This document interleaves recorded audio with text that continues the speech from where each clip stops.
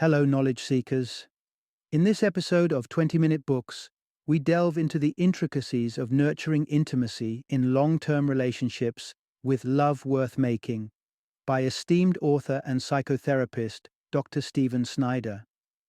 This transformative work is an insightful journey into the emotional dimensions of sexuality, aiming to revitalize the physical and psychological connections between committed partners. Dr. Snyder is not only a seasoned practitioner with a thriving practice in New York City, but he also imparts his knowledge as an associate clinical professor of psychiatry at the Icahn School of Medicine at Mount Sinai Hospital.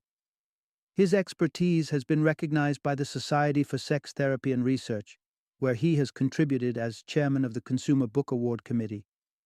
Through his work with Psychology Today and the Huffington Post, he has become a trusted voice on sexual wellness and relational health. Love Worth Making invites passionate partners who are grappling with dwindling desire to explore and understand how life's tribulations influence our intimate selves. It's also essential reading for new couples keen on preserving the spark that ignited their love and those curious about the deeper emotional facets of our sexual lives. Combining real-world therapy, anecdotes with practical advice, Dr. Snyder's guide serves as an invaluable resource for anyone looking to foster an erotically charged and emotionally fulfilling partnership. Join us as we uncover the secrets to a cherished and lively love life in Love Worth Making.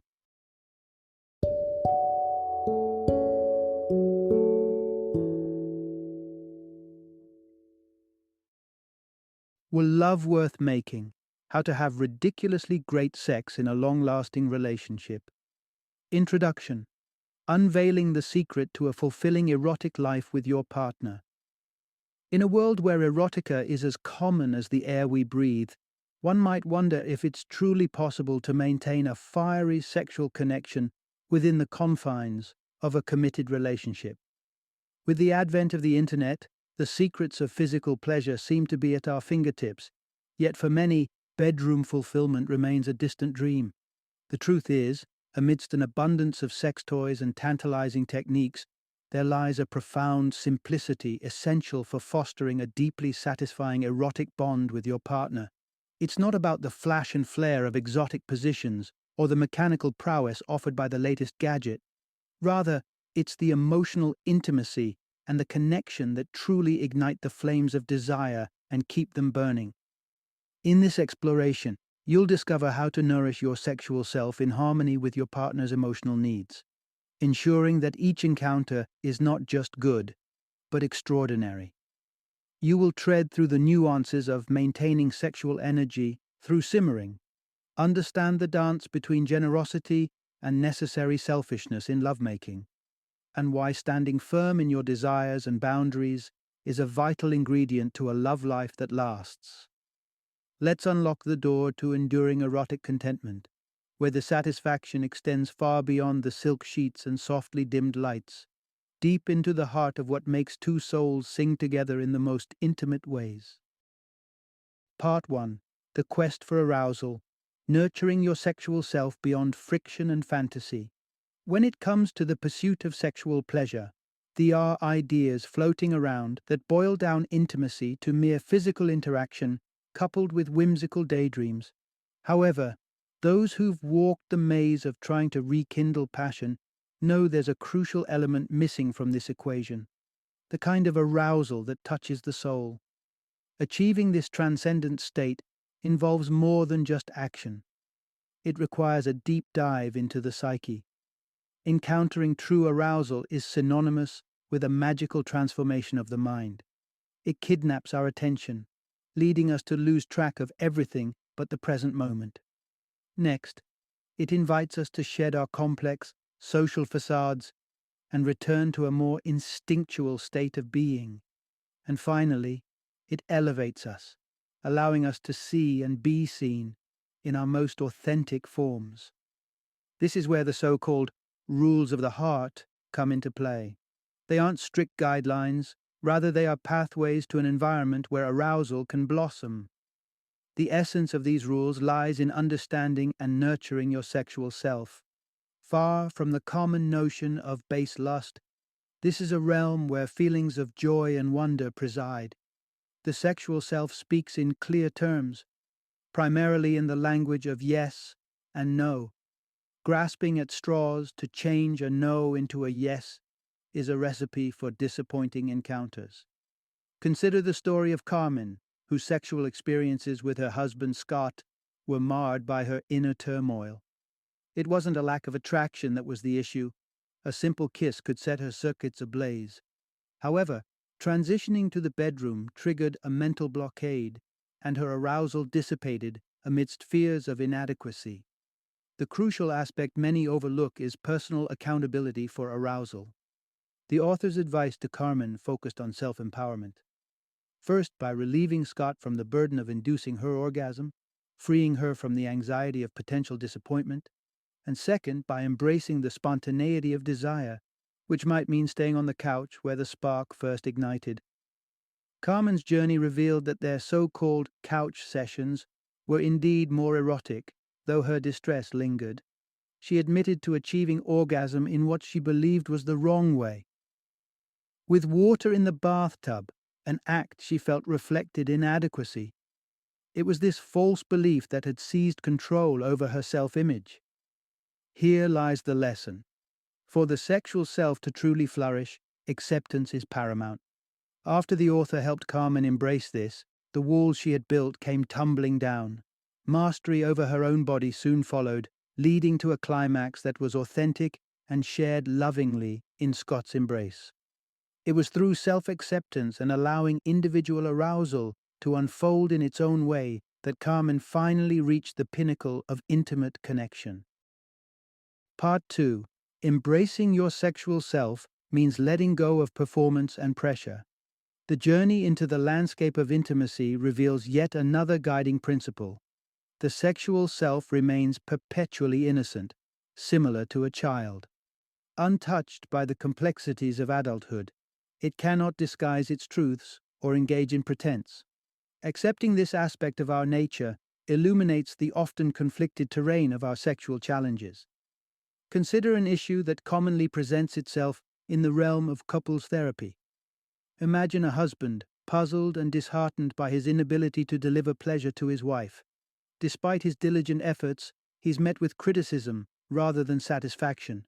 The wife, however, insists the issue is not about her being hard to please, but rather about his lack of passion. The absence of passion often signals something deeper, an absence of sexual selfishness. A paradox of intimacy is that we find immense joy in our partner's unbridled pursuit of their own pleasure with us. We yearn to be consumed with desire, treasured, not merely catered to out of duty. It is here that generosity departs from the erotic. After all, if engaging with you feels like a chore for your partner, how can you truly surrender to the moment? The heart of the matter is that sex should never feel like an obligation or toil. It's hardly surprising, then, that for many, the pinnacle of sexual satisfaction is witnessing a partner's climax. This surrender, this loss of control, bestows upon us a sense of empowerment, and such power dynamics are a veritable playground for the sexual self. Yet the shadow of shame often looms over these intense exchanges. Take the case of Jill. She carried a deep-seated sense of guilt over her go-to fantasy, which sparked her arousal. Amidst the passion with her husband Peter, should her arousal wane, she'd resort to a dark vision, a sinister man observing her, unseen, possessing her, leading her reliably to orgasm. The release was consistent, but it left her feeling troubled. Dialogue revealed that the fantasy seemed to be rooted in a longing for attention, perhaps a legacy of feeling overlooked in her youth. Our psyche has a curious tendency to weave past hurt into the erotic tapestry, transforming it into a source of pleasure. The problem wasn't the fantasy itself, but the self-inflicted punishment she endured when her desire flickered. The essence of sex therapy, as was conveyed to Jill, is about nurturing what feels natural and easy. It's not a gateway to additional stress.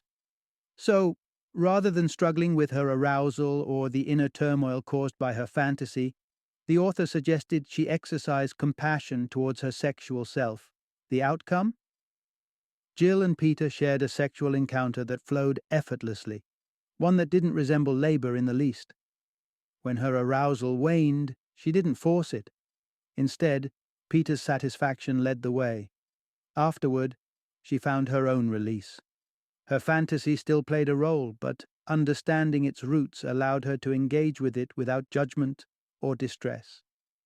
In the end, embracing the sexual self means shedding the weights of performance and embracing a realm where pleasure is spontaneous, heartfelt, and unburdened by expectations.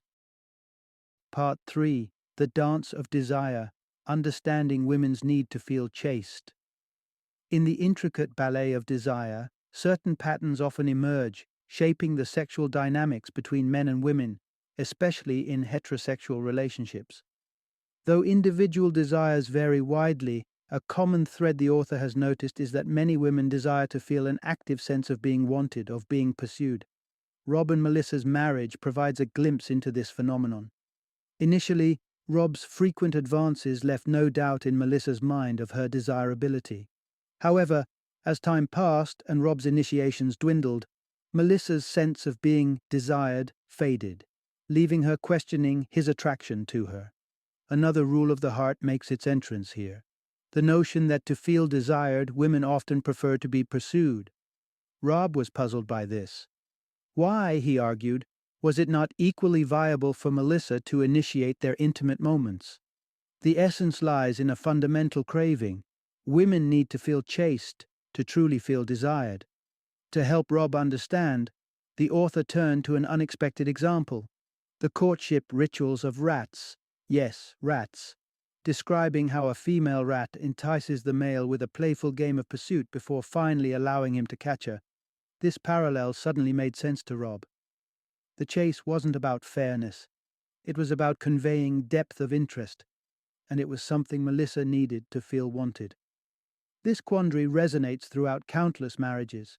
A secure bond may inadvertently lead husbands to retire from the chase, and the thrill that once invigorated their wives begins to wane. Yet, rather than employ the strategies of playing hard to get or inducing uncertainty, tactics espoused by some sex advice manuals, the author suggests a different approach. Communication and education stand at its core. By sharing openly about their need to feel pursued, women can enlighten their male partners about this primal craving. From there, it becomes a choice for men to rekindle the chase or to confront the potential fallout of not doing so. Here enters the subtle art of simmering, a technique well suited for stoking the fires of desire without the necessity of immediate consummation. Simmering is about those fleeting, electrifying contacts with your partner that spark arousal, even when full-blown intimacy isn't on the cards. It is less intense than full engagement, but more charged than a simple cuddle, which often dampens rather than ignites erotic fervor. While anyone can initiate a simmer, it often works best in heterosexual relationships when the man takes the lead. A sudden passionate hold or an unexpected kiss can become a silent testament to his desire. An essential point: don't shy away from the resultant sexual tension. A dose of frustration, the author argues, is not harmful. Rather, it keeps the erotic energy alive, simmering beneath the surface until it's ready to boil over. Part 4. Untangling the Complexities of Desire. The Concept of the Sex Knot. The intricacies of sexual response often defy the common belief that arousal, especially in men, is a simple and straightforward process. The reality is that within the tapestry of a committed relationship, a man's erotic desires can become enmeshed in emotional complexities that defy simple explanations. Consider David's conundrum, sent to the author by his wife, Gwen. His predicament echoed that of Rob, a cessation of sexual advances. But David's case wasn't a matter of ignorance or defiance. It was as though an invisible force had erected a barrier between his desires and his actions. Despite his attraction to Gwen and the best of intentions to be intimate, by evening David found himself distancing from her amidst a stream of complaints. It wasn't apathy that held him back, it was deflation. Their story began when they moved in together, and what ensued was what's known as a sex knot, a dynamic where personal sexual reactions don't align with our intentions, and our attempts to remedy the situation only tighten the knot further. Identifying sex knots offers couples a gateway to reconnect and explore new approaches. Here's how the sex knot manifested for Gwen and David. Gwen's criticisms rose, and David, hurt, masked his feelings with a facade of confidence while retreating inward. This defense only intensified Gwen's dissatisfaction, creating a cycle of withdrawal and criticism. Ultimately, David's sense of welcome was eroded, which in turn dampened his desire for Gwen, who then felt increasingly undesired and critical. Therein lies the paradoxical dance. While feeling desired is paramount for many women, men's sexual confidence flourishes when they feel accepted and regarded positively. The absence of these affirmations often leads to a disconnect, fueling the cycle of the sex knot. The author suggested a path towards resolution. David must confront the knot by actively listening to Gwen, facing what he had been avoiding.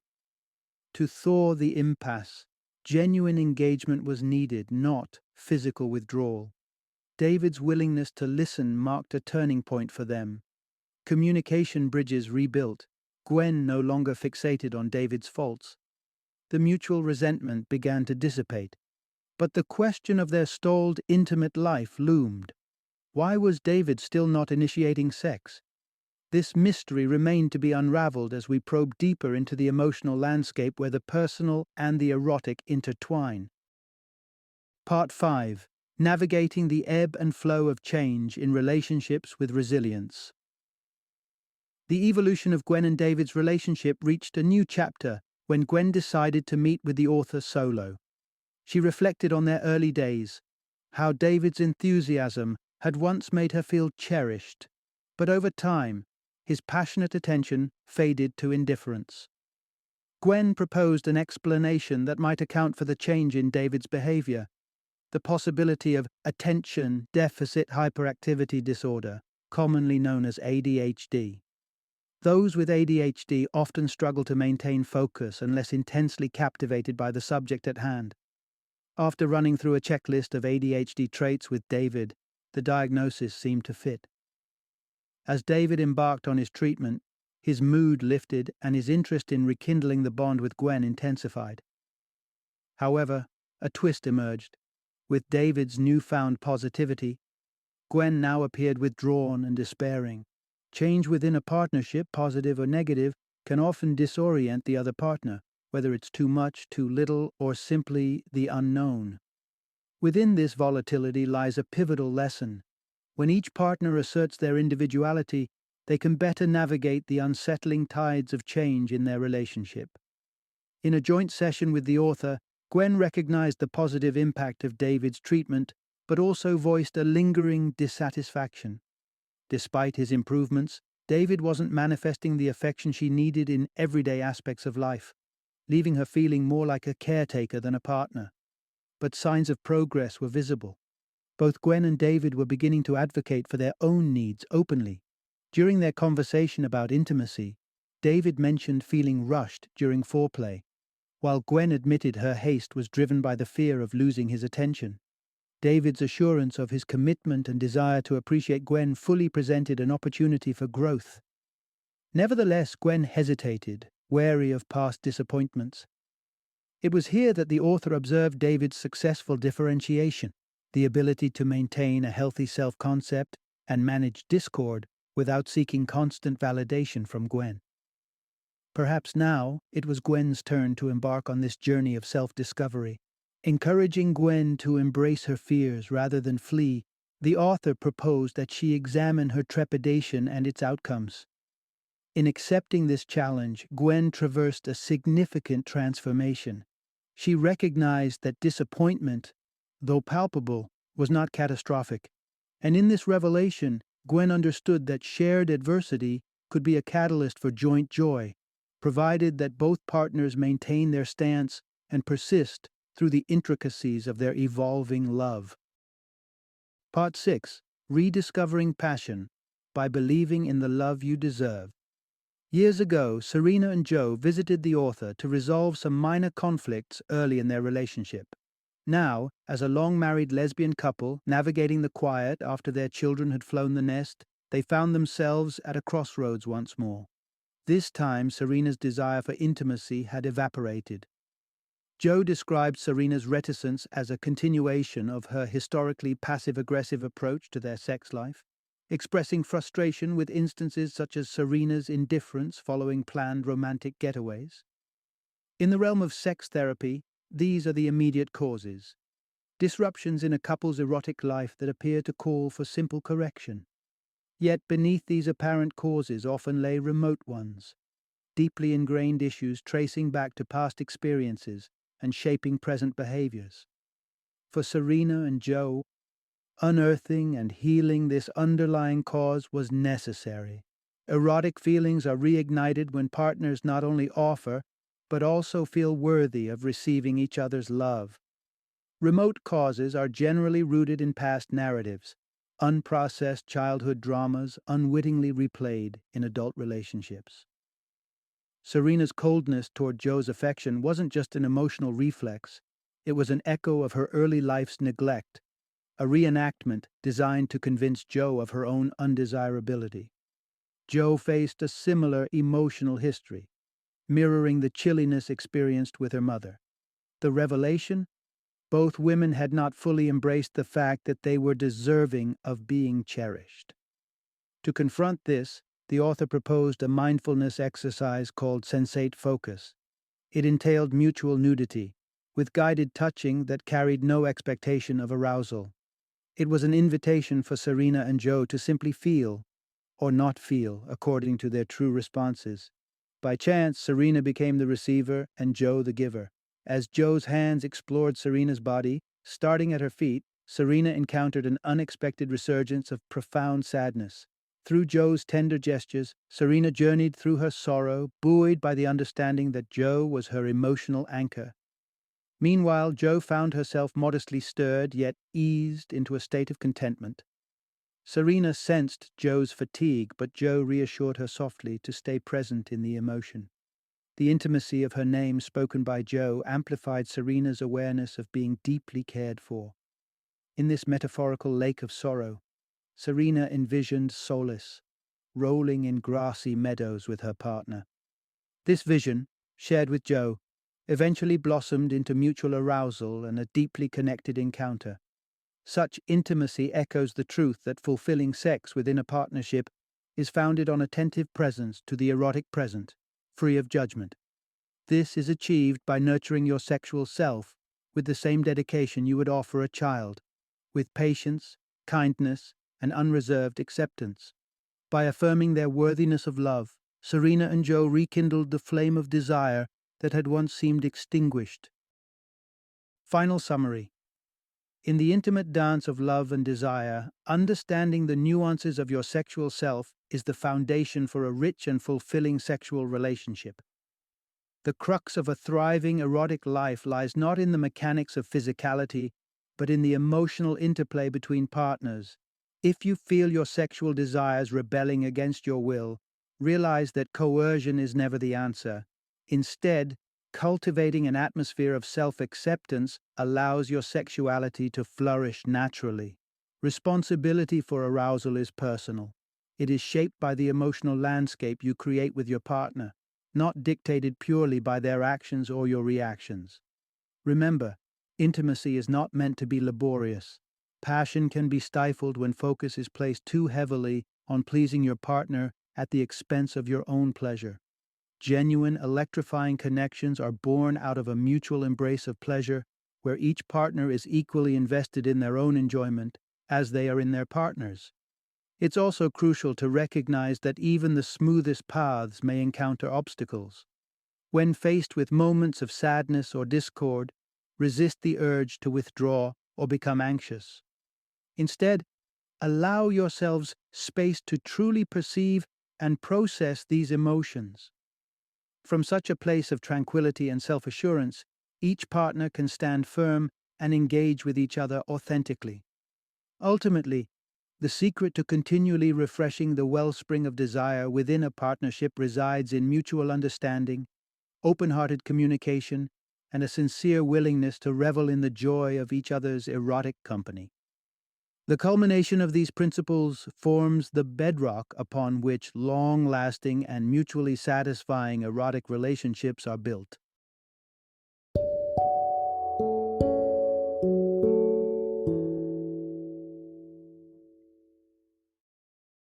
Thank you for joining me today on this journey of learning and discovery as we explored the insights of another thought-provoking book in our growing library of knowledge.